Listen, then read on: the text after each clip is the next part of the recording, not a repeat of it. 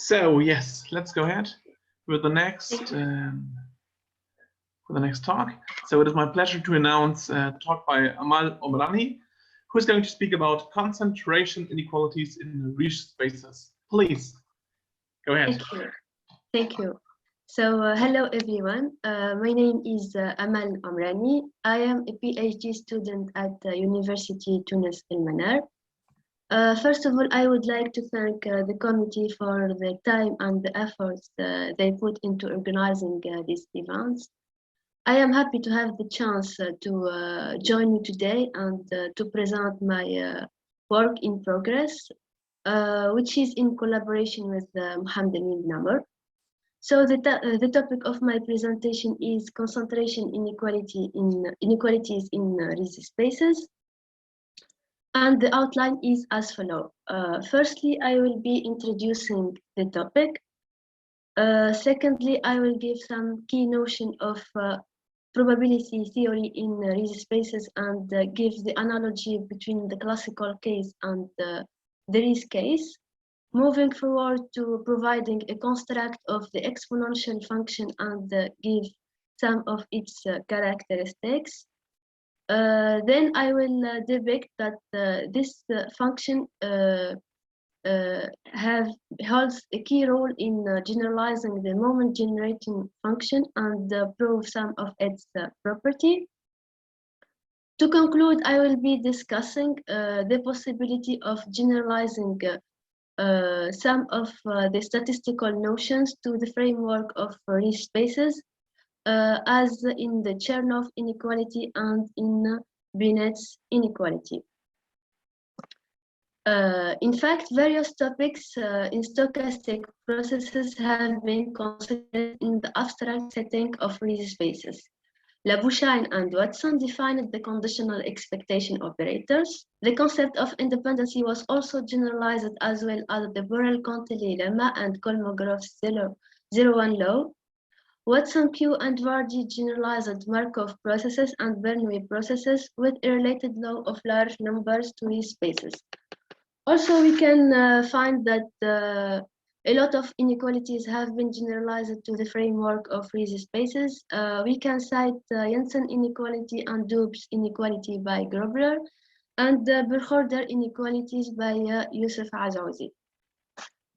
But concentration inequalities that leads to statistical application have received a very little attention. So that the purpose of this work is to generalize Chernoff's inequality and Bennett's inequality to the framework of Riesz spaces. So first, let me start by giving the analogy between the probability case and the Riesz case. Traditionally, a stochastic process is defined on a space of measurable function where the underlying measure space is a probability space. While in the Riesz case, we take a Dedekind complete Riesz space equipped with a weak order unit that I will denote E. The role of the expectation in the classical case is replaced by the conditional conditional expectation, which is a positive order continuous projection operator, mapping weak order unit to weak order unit and having a Dedekind complete range. We also can notice that the role of the indicator function is represented by the component of E or by using projection bounds, so that we can represent the probability of a random variable greater than epsilon by the conditional expectation of the bound projection on the positive part of F minus epsilon E of E. Here F is an element of the Dedekind complete Riesz space E. Also, the concept of independency relative to conditional expectation operator of two events is replaced by the T conditional independency of two bound projections, so that we have the definition of two T independent bound projections. In fact, we say that in a Dedekind complete Riesz space with the U as weak order unit, we say that P and Q are T independent bound projections in E, if and only if TP TQ of U is equal to TPQ of U is equal to TQ TP of U. Here, the following example shows that this definition satisfies the classical definition of conditionally independent events. Actually, if we take E equal to L1 of omega Fp, here omega is the method, and if we denote T as the conditional expectation, knowing some sub-sigma algebra J, then we can notice that if we take F a positive element of E, a positive element almost everywhere, and J measurable, then F is a weak order unit that verifies T of F is equal to F. Then if we take two band projection P and Q, we can represent these two band projections in L1 as the multiplication by characteristic functions of set which are J measurable. So PF will be key A multiplied by F, and QF will be key E multiplied by F. Here, if we use the definition in the Riesz frame, in the Riesz space, then the T conditionally independence of P and Q gives the classical definition of conditionally independent events. We need also to talk about the Bernoulli processes, as we will use it in the Chernoff inequality. So in the classical probability, a Bernoulli process is one in which the events at any given time are independent of the events at all other times. So that the payoff of an event occurring is 1 unit and 0 units for not occurring. Thus, in the Riesz space setting, we can define the Bernoulli process is defined as a sequence of T conditionally independent band projections, denoted PK here, that satisfies TP of U is equal to F, where F is some fixed element of EU. Now, in probability theory, the Chernoff bound gives exponentially decreasing bounds on tail distribution of sums of independent random variables. In fact, if we take xi independent Bernoulli random variables with parameter pi, and if we consider Sn as the sum of xi and we denote mu as the expectation of Sn, then for any t greater than mu, we have the probability of Sn greater than t is less or equal than the exponential of this quantity. So here we need to use the exponential function. Hence the importance of providing a construct of the exponential function and review some of its relevant characteristics to the Riesz spaces. So from now we will assume that E is a Dedekind complete Riesz space with weak order unit that I will denote U. EU will denote the order ideal generated by U. There are various methods to define the exponential function on the Riesz spaces. Here we will use the functional calculus methods, and we will use Yoshida representation theorem. I will denote by x to the power of 0 the unit element u. In this space, I will take the power series Sn of x as the sum from 0 to n of xk divided by factorial k. This series converges, and the limits of it will be denoted exponential x. Here we prove that the classical properties of the exponential function remain valid in the Riesz case. In fact, if we take x and y, two elements of EU, then the exponential of x plus y is equal to the exponential of x multiplied by the exponential of y. Also, the exponential of x is positive, and the exponential of x is invertible. As the exponential function is well defined and the property classical properties are available in the Riesz case, it is adequate to talk about the renowned moment-generated function. Actually, we can give a generalization of this function. If we take T a conditional expectation on a Dedekind complete Riesz space E, then for every x in EU, we define the map Mx from R to EU by Mx of T equal to the conditional expectation of the exponential function of Tx. Here Mx will be called the moment generating function of x. Thanks to this lemma, we managed to prove that if we take f and j, two T-independent elements in a Dedekind complete Riesz space with a strong unit U, then the moment generating function of f plus j is equal to the moment generating function of f multiplied by the moment generating function of j.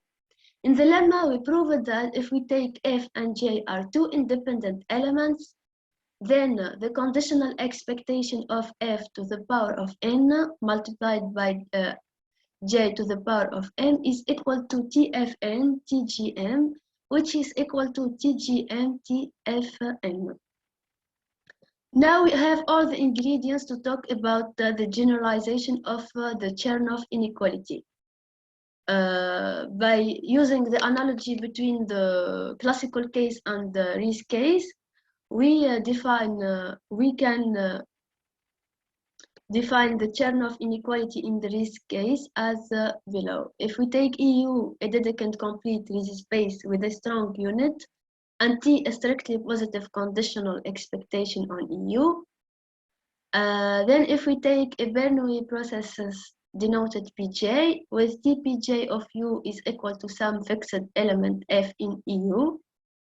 If we denote Sn the sum of PGU, then we have the conditional expectation of the projection bound on the positive part of Sn minus Tu of U is less or equal than this quantity, and this inequality holds for any scalar T greater than n norm Josh of f. To prove the Chernoff inequality, we needed to prove two lemmas. We used the Chebyshev inequality, which exists already, and we needed to prove two lemmas. The first one is in our space EU, if we take two elements x and y, then we proved that the projection bound generated by the positive part of x minus y is equal to the projection bound generated by exponential lambda x minus exponential lambda y, the positive part of this quantity. The second lemma that we to prove and to use to prove the Chernoff inequality in Riesz spaces is in EU, our Dedekind complete Riesz space with the strong unit U. If we take T a strictly positive conditional expectation on it, and we take Pj a T conditionally independent bound projection with Tpj of U is equal to F, so here if we take a Bernoulli processes, then for any strictly positive real number lambda and all n in n, we have the conditional expectation of the product of the exponential function of lambda piu is equal to the product of u plus exponential lambda minus 1 of f. So similarly to the case of Chernoff's inequality, if we take the Bennett's inequality in the classical case, then if we take x1, xn, and n independent real random variables with zero mean, and if we assume that the probability of xi is less than 1 is equal to 1, we note by sigma squared the sum of the variance of xi divided by n. Then for any t more than 0, we have that the probability of the sum of xi greater than t is less or equal than the exponential of this quantity. Here we will use the function h, which is defined by h of u is equal to 1 plus u, the logarithm of 1 plus u minus u for all positive number u. So here we can notice that we need to use the logarithm function. So we will generalize as well the logarithm function to the framework of Riesz spaces. To do so, we will use the Yoshida representation theorem. In fact, if we take EU, the Dedekind complete Riesz space with the strong unit U, then there are a compact space X and a Riesz isomorphism such that phi from EU to CX that verifies phi of U is equal to 1. So that the logarithm function on the Riesz space will be defined on EU. For every positive invertible element F, the logarithm of F is equal to phi minus 1 of the logarithm of phi of F. So the generalization of the Bennett's inequality in the framework of the Riesz spaces will be as in this theorem. If we take this EU as a Dedekind complete Riesz space with the strong unit U, and if we take a strictly positive conditional expectation EU, then for F1, F2, Fn, n independent elements in EU, we denote by S the sum of Fi minus the conditional expectation of Fi, and V, and by V the sum of the conditional expectation of Fi squared. Therefore, then for any t greater than 0, we get Cs of t, which is the function defined as the logarithm of the conditional expectation of exponential Ts. Here the exponential of Ts is invertible, the conditional expectation is strictly positive, so we have the right to talk about the logarithm of this quantity. So this quantity is less or equal than the exponential of t minus 1 of v. Here, if v is invertible, then for all positive element x in EU, we have the conditional expectation of the projection bound on the positive part of s minus xu of u is less or equal than the exponential of this quantity. Those are some references of the articles I used. So thank you for your attention. Yeah, thanks a lot. Thank you. So thank you for the interesting talk. So we have plenty of time for questions. Please. I have one question. Yeah, please. So what will happen with these inequalities if we restrict ourselves to the classical L1 spaces? In the classical L1 spaces, we are in the classical case. So no, because in this case, it depends on your conditional expectation. You cannot cover that one explicitly exactly, because your theorems depend on the expectations. I see. Actually, I can see the expectation as the conditional expectation with the whole space. No, in particularly, we can consider some sigma algebra, and for that one, we can consider explicit conditional expectation, yes? And then we consider classical L1 space, and then what will happen with these inequalities? It gives some new inequalities or not? This is what I want to clarify. There are new equalities, in fact, in the classical case are also new equalities. So if you take the trivial subalgebra, so we can find the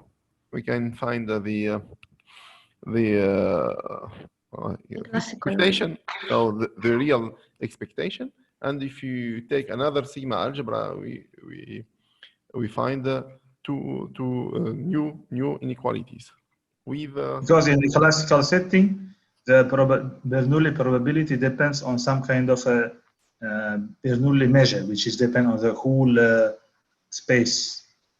Of course, this is I think you didn't take into account this part. So if you take L1 of mu and we have a probability space, so with the Borel measure, the classical Borel measure, and we take the sigma algebra, so we find exactly the classical case. But if you take a sub sigma algebra, we find new inequalities are okay, like conditional Bennett inequality or conditional Chernoff inequalities. Mm-hmm. Thank you. Further questions?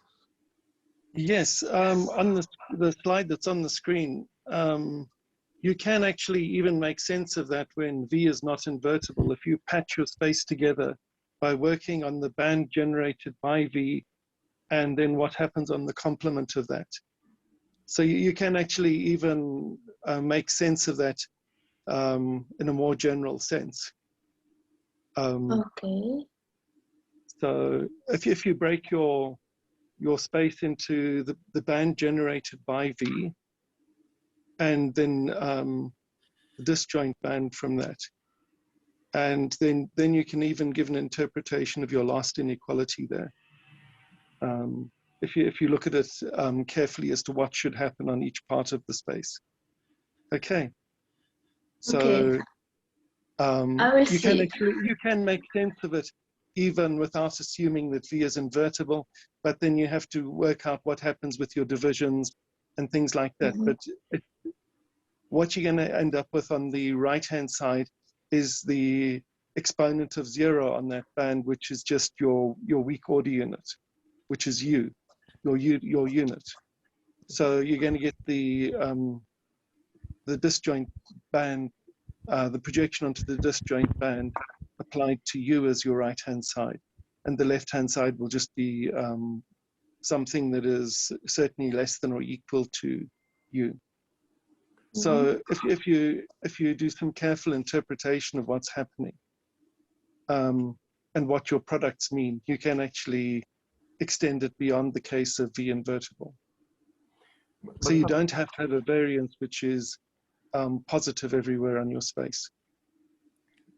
In fact, Bruce, we need sometimes invertibility of V to define the logarithm on V, because yeah, you actually have to work on the band generated by V, and then separate off the disjoint band. Okay.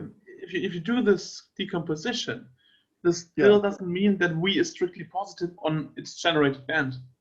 You see, it could be if the space is L infinity of the interval from -1 to 1, and V is 0 on the negative part, and it is the function which maps x to x on the positive part, then if you take the band projection on the band generated by V, it is L infinity of 0, 1, but still it's not invertible there.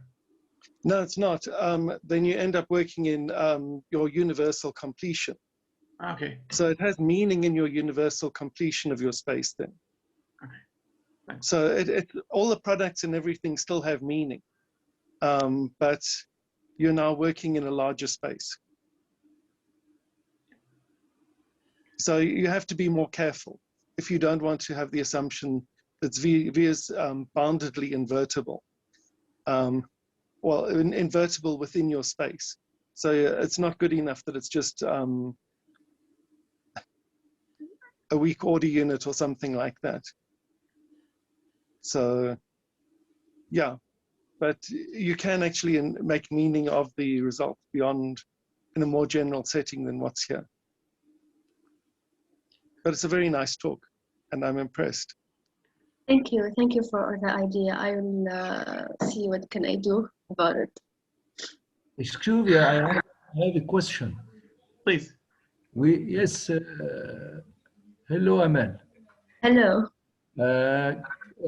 My question it is about the condition of the decay completion. I think that it is possible to give a weaker condition for the Riesz space. It means we can use uniformly topological, uniformly complete topological, and we can use extension operator to find the similar results. What's your idea for this question? I don't know. It means in your work you need the completion for what? For the definition of expansion, or for what exactly? No, it's for the definition of conditional expectation. Labouchani, Watson, and Q defined the conditional expectation only on Dedekind complete spaces. It is possible to weaken this condition, and we can use the extension of operator. I think that we can find the same results. So, okay, we follow the framework that's what I say, that in which work Labouchani, Gruber, and Q, also Watson and Azuzi and others. And we are interested on these because in the classical case, LP spaces are Dedekind complete, so we didn't need to extend them for other spaces that they are not Dedekind complete. The original version of our work, the original definitions in the early papers, we assumed the space to be Archimedean with the weak order unit. And then you have to assume that your map that you define as a conditional expectation has a Dedekind complete range space. But there are quite a few reasons why you would like a Dedekind complete space. You don't have to have your space as Dedekind complete, but then you have to impose that the range of the map T is Dedekind complete, so that it is a strict generalization of the classical version. But then you pick up all sorts of other problems as well. You pick up quite a lot of extra hard work that you have to do by working in an Archimedean space rather than a Dedekind complete space. Yes, thank you. Thank you.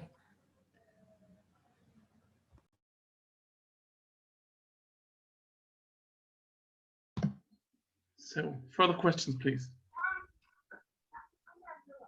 We have time for one more short question.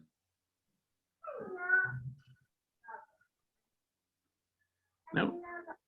Okay, then let us thank the speaker once again. Thank you. Goodbye. Thank you. And we have a 3 minutes break now until the next